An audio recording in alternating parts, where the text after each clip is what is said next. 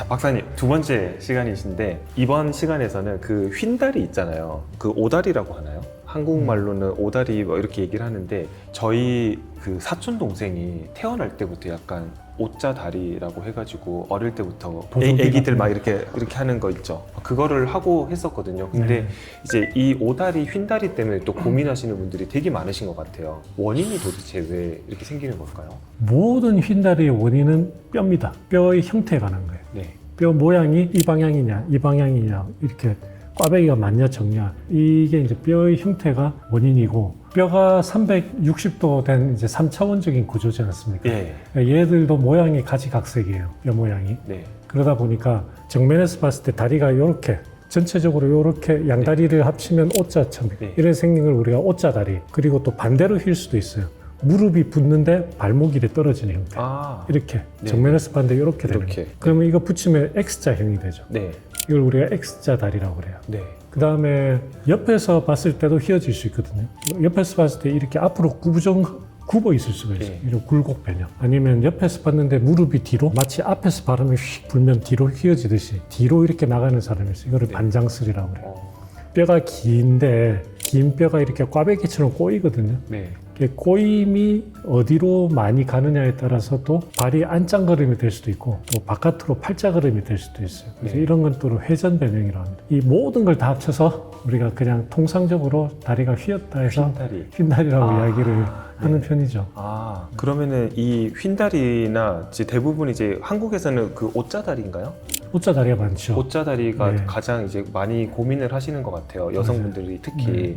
그러면 이 오자다리, 내가 오자다리인지 아닌지 이걸 어떻게 알 수가 있을까요? 우리가 일반적으로 겉으로 볼 때 심하면 뭐 당연히 쉽게 판단을 하죠. 네. 뭐 제일 정확한 건 엑스레이 찍어보는 거지만 엑스레이 안 찍고 판단을 할 때는 발을 붙이고 섰는데 무릎이 이렇게 많이 벌어진다. 그럼 O자다리. 발을 붙이려고 하는데 무릎이 먼저 붙어서 발이 안 붙는다. 그럼 이거는 X자다리. 걸을 때 발이 자꾸 안쪽으로 서로 쳐다본다. 네. 그렇다고 이거는 안짱걸음, 안짱다리. 안짱다리. 네. 그리고 우리 조폭 영화 볼 때 이렇게 그분들 많이 이렇게 걷잖아요. 네네. 그런 걸음은 이제 팔자 걸음하는 팔자다리. 네. 이런 식으로 이야기를 하죠. 뼈의 원인이기는 한데 그런 것들이 이제 선천적인 것들도 있을 것이고 그리고 후천적으로 좀 자세가 안 좋아서 그렇게 또 변형이 되기도 하는 건가요? 대부분 자세와 큰 관련은 없습니다. 자세는 상관이 없어요? 그냥 그렇게 발달하는 거예요. 얼굴이 이렇게 생겨지는 게 특별하게 어릴 때 막 자세가 잘못됐다든지 표정을 늘 잘못 짓고 있어서 그런 건 아니잖아요. 다리 모양도 이거를 발달성이라고 이야기를 합니다. 크면서 이렇게 발달한다. 물론 거기는 유전적인 소인도 당연히 들어있을 테고 환경적인 요인이 이렇게 크게 작용은 안 하는데 O자 다리하고 X자 다리의 환경적인 요인을 이야기를 하는 부분이 있어요. O자 다리는 그런 논문들은 꽤 있습니다. 어릴 때 축구 엄청 많이 하는 그러니까 엘리트 선수가 되기 위해서 할 정도로 축구를 많이 하면은 O자 다리가 잘 발생한다라고 돼 있고 비만이 있으면 X자 다리가 많이 생긴다라고 돼 있습니다. 어릴 때 왜 양반다리 하면 좀 안 좋다 이런 얘기들도 많이 들었었거든요. 그런 거는 상관이 없죠? 전혀 그렇지 않아요. 아무 근거가 없죠. 아니, 그 유튜브에 보면 그런 거 되게 많잖아요. 그 오자다리 교정 운동 해가지고 그런 그것도 실은 뭐 저는 아무 의미 없다라고 이제 생각을 하고 젊은 교수 시절에 저한테 오는 분들이 교정 치료했다는데 어떠냐 물어봐서 효과 없다라고 이제 이야기를 하다가 이제 그런 이야기를 이제 많이 듣다 보니까 어떻게 치료할지 궁금해서 홈페이지를 가보니까 전후 사진이 꽤 효과가 있어 보이더라고요. 제가 볼 때도 이론적으로는 안 될 것 같은데 그래서 제가 가본 적이 있어요. 직접. 어떠셨어요? 직접 제가 두 군데를 가봤어요. 하나는 O자다리 교정한다는 데를 가봤고 하나는 이제 안창 교정한다는 데를 가봤는데 어쨌든 O자다리 교정한 데 가서 제가 되게 놀랬던 게 그 원장님 뵙기 전에 사진을 찍더라고요. 그 엑스레이 말고 포토. 포토 사진을 찍는데 아주 이제 한 번은 이렇게 해서 찍었고 한 번은 엉덩이 힘을 꽉 주래요. 꽉 주니까 O자다리에 조금 들어가잖아요. 이렇게 해서 두 개를 찍었어요. 그래서 제가 그걸 찍는 순간 이거구나. 전후 사진이 이미 나왔어요. 전후 사진이. 아, 그렇구나. 그래서 제가 그러고 이렇게 걸려 있는 사진을 보니까 힘 주기 전, 힘 주기 후 사진들은 아, 진짜. 이더라고요. 그래서 물론 이제 제가 그 경험만 가지고 단정 지을 수는 없지만 그때 제가 했던 생각은 아마도 치료받는 분들한테 힘주는 연습과 노하우를 시켜서 다리가 고다 보이고 싶을 네. 때나 이럴 때 힘을 잘 주는 이런 게 아닐까 하는 생각은 했었습니다. 근데 어쨌든 우리가 과학적으로 생각을 할 때는 뼈 모양이 네. 그런 스트레칭이나 보조기를 한다고 해서 변하는 건 불가능하죠. 근데 이거를 꼭 교정을 해야 되나요? 오자 다리 자체를? 그 되게 중요한 질문이긴 한데 네. 두 가지 관점에서 생각을 해야 될 것 같아요. 하나는 그 어떤 치료적인 관점, 네. 하나는 미용적인 관점. 네. 그러면 치료적인 관점에서 보면 이 휜다리를 그냥 놔뒀을 때 나이가 들어가지고 관절염이 잘 생길지가 네. 걱정되죠. 그죠. 네.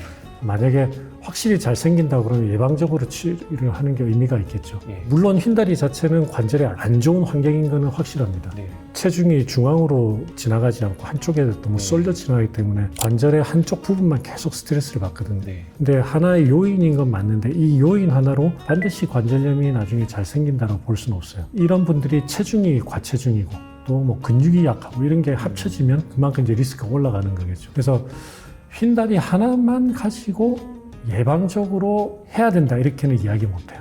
근데 만약에 이분이 미용적으로도 스트레스를 받아서 내가 미용적으로도 고치고 싶은데 플러스 알파로 관절에도 좀 좋은 환경으로 바꾸고 싶다 이런 의미라고 하면 충분히 할 수 있는 수술인 거죠.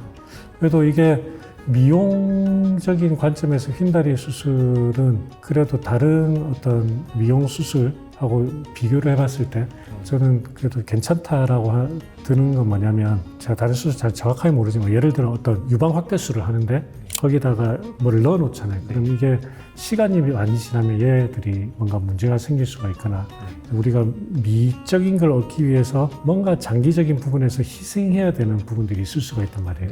근데 휜다리 수술은 물론 결과가 잘 나와야 되지만 그런 가정하에서는 일단 그 수술의 기본적인 개념이 뼈 모양을 바꾸고 그 상태에서 자기 뼈로 그냥 붙여버리고 그게 다시는 안 변하는 거기 때문에 시간이 지난다고 해서 뭐가 무너지거나 문제가 생길 게 없고 아까 관절 관점에서도 얘가 축이 안 좋은 축에서 이렇게 좋은 축으로 바뀌기 때문에 관절 관점에서도 이제 좋은 환경으로 변하는 거죠. 네. 네, 그래서 미용 수술이긴 한데 그런 면에서는 좀 장점이 있다라고 볼 수 있어요. 그러면 휜다리 이제 오자 다리를 기준으로 했을 때 이제 한국 사람들이 유난히 이제 이쪽으로 이제 고민이 많으신 것 같던데 그럼 교정 수술이라고 하는 걸 어떻게 교정을 하는 건가요? 네, 그 이제 뼈 모양을 네. 이제 바꾸는 거죠. 예. 우리가 원하는 모양으로. 예. 그 이전에 사진 장수는 뼈를 잘라가지고 길이를 바꾼다고 그랬죠. 네. 근데 이 변형 교정 수술은 아니 오자 다리 이렇게 휘었다. 예. 예. 그러면 뼈를 잘라가지고 이렇게 돼 있던 거를 이렇게 펴는 거고 그리고 반대쪽으로 흰 거는 또 잘라서 이렇게 펴는 거고 꽈배기처럼 꼬여 있을 수도 있죠. 네. 꼬여 있으면 잘라서 꼬임을 풀어주는 거죠. 아, 이게 말이 쉬운데 말은 쉬운데 그리고 그거를 어떤 어떻게? 분들은 뭐 앞에서는 오자 다리, 예. 옆에서는 반장슬, 또 축으로는 안짱으로 막 이렇게 XY Z축이 다 된 분들이에요. 그런 분들은 잘라서 X축 맞추고 Y축 맞추고 Z축 맞추고 와. 이렇게 다 하는 거예요. 네. 그러니까 이게 진짜 말로 표현해서 쉬운 거지 정말 어려운 거거든요 이게. 물론 수술 전에도 뼈가 어디가 휘었는지도 잘 판단을 해야 되고 앞에서 봤을 때 똑같은 오다리인데 여기가 휘어 있을 수도 있고 여기가 휘어 있을 수도 있고 맞아요. 둘 다 휘어 있을 수도 있거든요. 네. 그리고 환자분은 오자 다리 때문에 왔는데 XY Z축을 다 분석을 해보면 이거는 되게 대부분 잘 모르는 부분인데 오자 다리를 가진 분들의 굉장히 많은 분들이 오자 다리 플러스 회전 변형 꽈배기 때문에 오자로 보이는 경우도 되게 많습니다. 이거를 분석을 잘 못하면 네. 꽈배기 같아서 오자로 보이는 건데 각도를 틀어가지고 무릎을 서로 가깝게 만들어 버리잖아요. 그럼 되게 이상한 다리가 돼버려요. 무릎은 붓는데 막 이렇게 된 다리가 돼요. 예. 회전이 좀 있는. 예, 막 항아리 같은 다리가 되거든요. 그런 분들의 스트레스가 뭐냐면 그분들의 특징적으로 나타나는 모양이 있어요. 바깥으로 뿔룩 튀어나와 있고 막 이런 게 있거든요. 네. 그래서 그런 분들은 회전은 회전대로 교정을 하고 각도는 각도대로 교정을 해주면 이제 쭉 뻗는 다리가 되죠. 와 진짜 근데 되게 어려울 것 같은데요. 정말 수술 자체가 이렇게 휘어져 있는데 그걸 잘라가지고 이거 편다는 느낌이 저는 조금 상상이 안 돼가지고. 네, 근데 재밌어요. 재밌고. 그러면 이 수술은 이제 회복 기간은 한 어느 정도 될까요? 이거는 그래도 상대적으로 짧죠. 그러니까 뼈를 잘라서 네. 모양을 바꾼 다음에 제자리에서 붙이는 약간 거니까. 골절 느낌이. 맞아요. 네. 그러니까 뼈가 물론 붙는 데는 한 4개월 걸리는데 예. 고정을 튼튼하게 해놓기 때문에 대부분의 경우에는 수술 후에 바로 일어서고 활동하는 게 허용이 됩니다. 보통 뭐 젊은 분들은 네. 한 달에서 한 달 반이면 웬만큼은 이제 생활합니다. 그럼 네. 오자 다리를 하면 일자가 되면 키도 좀 커지나요? 그런 이제 시각적으로는 좀 길어지는 보이는 효과가 있습니다. 근데 실제 그 뼈가 길어지는 효과는 몇 미리 안 돼요. 2, 3mm. 많이 길었으면 한 4, 5mm. 네. 그러면 그 키 크는 수술 같은 경우는 운동 선수라든지 과격한 운동 하시는 분들은 별로 추천드리지 않는데 오자 다리는 어떨까요? 이거는 운동 능력 다 돌아옵니다. 그러면은 크게 해서는 안 된다 이런 거는 없는 거네요. 네, 그런 건 아니지만 그래도 엘리트 운동 선수들은 몸을 안 건드리는 게 낫다고 생각합니다. 그러면 이제 이런 이제 휜 다리 수술을 하는 선생님들은 좀 어떤가요? 좀 많으신가요?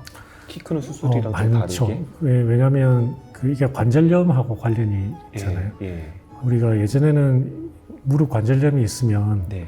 병원에 가면은 아직 수술할 때 멀었어요. 좀 더 기다리세요. 네. 버티세요. 이랬는데 그때 이야기하는 그 수술은 인공관절입니다. 네. 그 당시에는 절골술, 뼈 모양을 바꾸는 이런 변형 교정하는 수술이 발달이 안 됐었기 때문에 거의 무릎 하시는 분들의 수술은 인공관절이었어요. 네. 그래서 관절염이 시작이 됐는데 이게 완전히 망가져가지고 인공관절 갈 때까지 그냥 기다리는 거예요. 약 먹고 최대한 버티세요 하는 게 그거거든요. 네. 근데 이게 너무 아깝죠. 지금 생각해보면. 그래서 일찍 다리를 펴는 수술을 하면 그게 진행 안 하고 인공관절 안 갈 수가 있는 건데, 그러니까 그런 수술이 요즘 많이 발달해가지고 무릎 관절 하시는 분들이 이 오자다리 수술을 많이 해요. 그런 치료적인 목적에서. 네. 근데 저같이 변형 교정하는 의사의 입장에서는 네. 이제 무릎 관절 하시는 분들이 하는 그 휜다리 수술의 종류는 되게 한정되어 있긴 하거든요. 네. 수술 방식이. 네. 근데 변형 교정하는 입장에서 보면 이게 단순한 O자 고치고 X자 좀 고치고 이게 네. 아니고 더 이제 많은 변형들 아까 말씀하신 네. 벡터에 다 네. 생각을 네. 다 하셔야 되니까. 하면 이제 수술 방식이 훨씬 더 다양해져야죠. 그래서 그런 관점에서 이제 차이는 좀 있는데 이렇게 이제 무릎 하시는 분들은 이런 수술을 그런 범위 안에서는 많이 하고 계시고 아무래도 이제 변형 교정을 제대로 하는 분들은 또 한정되어 있습니다. 단순하게 오자인 줄 알았는데 말씀하신 대로 축이 다 틀어져 있는 경우가 네. 있어서 단순한 이렇게 수술을 하는 경우도 근데 있을 것 같아요. 맞아요. 예, 네. 그런 경험이 없다고 하면. 맞습니다. 예, 그래서 그런 것들도 좀 중요할 것 같네요. 예, 요거는 저는 개인적으로 나이 제한 없습니다. 없다고 생각을 합니다.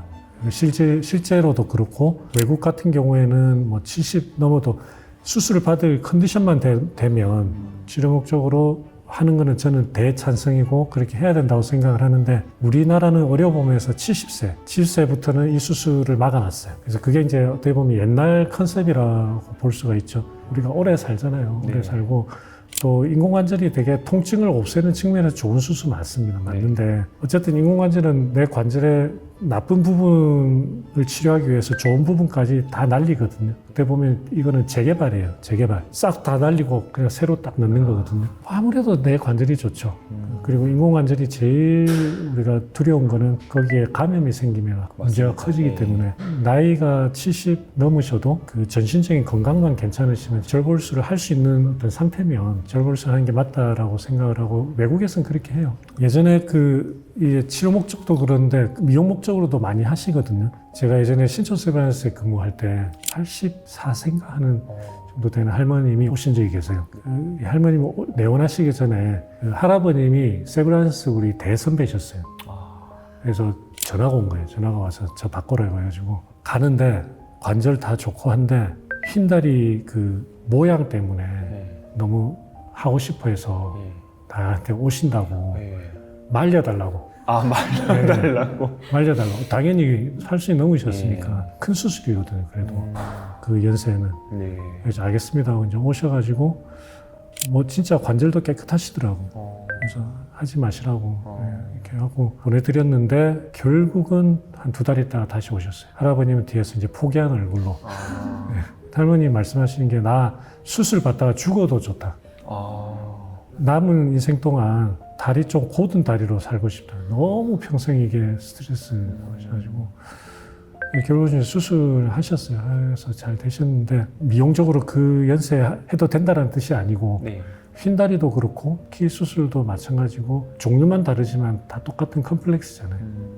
흰다리 수술 받았던 젊은 여성 중에 한 분은 제가 되게 기억 남는 게 하고 나서 저한테 편지를 주셨는데 그게 뭐라고 해놨냐면 예전에는 남들 앞을 자기가 못 걸어갔대. 항상 밥 먹으러 갈 때도 뒤에서 남들이 자기 다리 보는 게 싫어가지고. 근데 지금 이제 수술하고 나서는 나 그런 거 신경 안 쓰고 막 앞에 치고 나갈 수 있다고 그런 편지를 주셨던 게 기억이 나요. 그런 식으로도 생각을 또 할 수가 있겠네요. 네. 그 박사님, 제가 예전에 그 다른 곳에서 좀 전해 들은 전설이 있어요. 박사님에 대한 전설이. 그 외국에 계신 분이신데 그분이 전 세계에, 제가 얼핏 듣기로는 그때 AVN인가 그걸로 해가지고 수술이나 이런 것들이 다리를 뭐 절단할 수 있고 뭐 이런 이벤트가 있었는데 다 수소문을 해가지고 박사님 찾아왔다고 하시는. 네. 그 어떤 얘기인지 좀 에피소드 한번. 네. 그분이 이제 그 외국에 네. 이 최상류층에 있는 네. VIP 분이었는데 네. 아드님이 이제 사고 때문에 다리를 다쳐 수술을 받았는데 예. 어쨌든 다리를 이제 합병증이 생겨가지고 다리를 이제 절단해야 된다 뭐 이런 이제 상태였나 봐요. 예. 그래서 뭐 미국하고 유럽하고 이렇게 다 했는데 안 된다라고 해서 이제 한국에 오셨는데 제가 그때 신촌 세브란스 그 발령 받아서 가가지고 얼마 안 있을 때거든요. 네. 그분이 이제 저를 알고 오신 건 아니고 한국에서도 이제 큰 병원들이 많이 있으니까 여기저기 이렇게 가셨다가 세브란스에 오셨는데 근데 저는 사실 그게 잘 이해가 안 가는데 그 절단한 상태 그 정도는 아닌데 어쨌든 그렇게 말씀을 하시니까 네. 치료 가능할 것 같다 해서 제가 시작을 했죠. 네. 치료 과정이 쉽진 않았는데 저 나름대로 굉장히 아이디어를 많이 냈던 수술이에요. 그래가지고 뭐 하여간 내시경 쓰는 자리가 아닌데 내시경 넣어서 이렇게 거의 보면서 성장판을 다 날려야 되는데 그 성장판도 보존을 하기 위해서 내시경으로 성장판 주변을 보면서 막 이렇게 수술 몇 번 해가지고 거의 뭐 문제가 없이 그냥 완전히 정상으로 마무리가 돼. 절단하지 않고. 네네. 마무리가 됐죠. 그분들이 지금도 저한테 연락 주시고 한국 오시면은 이렇게 같이 식사도 하죠. 저도 어떻게 같이 식사를 좀. 박사님, 그럼 마지막으로 이제 휜다리, 오다리 고민하고 계시는 분들께 또 한 말씀 해주시면 감사하겠습니다. 다리가 휘어서 고민이신 분들은 한번 저한테 오세요. 네, 키 수술은 그냥 직관적으로 키가 작아요. 다리가 짧아요. 이런 게 확실히 있는데 네. 휜다리는 그 속에 숨어 있는 게 너무 다양해요.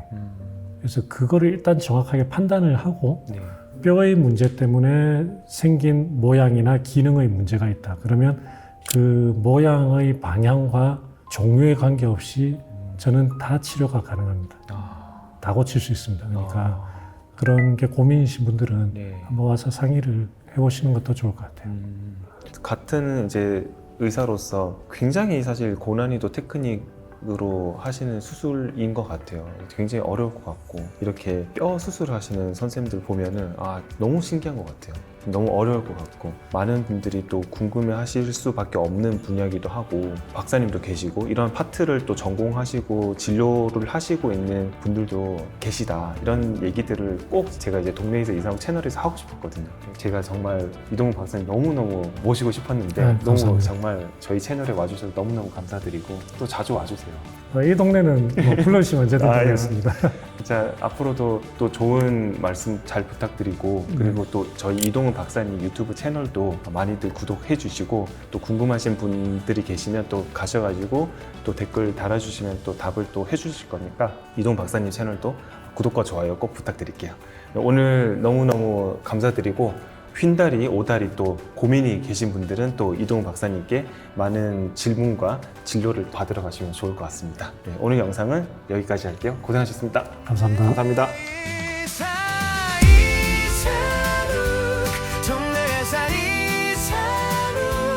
흥미로운 피부 이야기와 놀라운 회복을 도와드려요.